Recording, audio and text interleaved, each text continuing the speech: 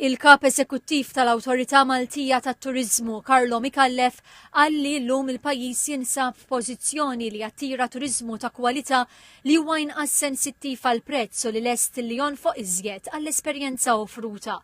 Waqt l-intervent tiegħu fil-konferenza annwali organizzata mill-Assoċjazzjoni tal-Istabilimenti tal-Ikel Lejs, is-Sur Micallef qal li l-awtorità qed tippromovi lil Malta fi bliet sinjuri fl-Ewropa u f'postijiet aktar imbeda bħall-Amerika, l-Awstralja, il-Kanada, il-Ġappun, il-Korea u l-Vant Nofsani.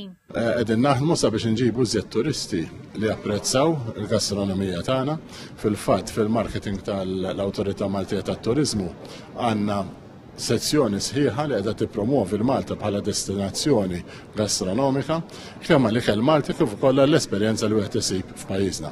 Din naħdmu wkoll nippromovu l-imbejjed Malti. Fil-konferenza li analizzat l-istat tal-industrija tal-catering, il-President ta' ACE, Michel Muscat, qalet li din l-industrija tinbidel il-ħin kollu mis-suq il-ħaddiema għat-talbit tan-nies.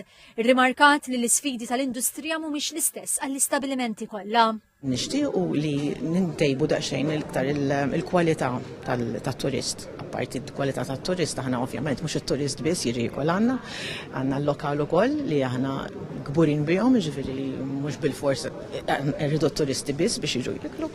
Min-naħa tagħna aħna wkoll nixtiequ nagħmlu l-livelli tagħna u daqsxejn għajnuna biex inkunu iktar sostenibbli.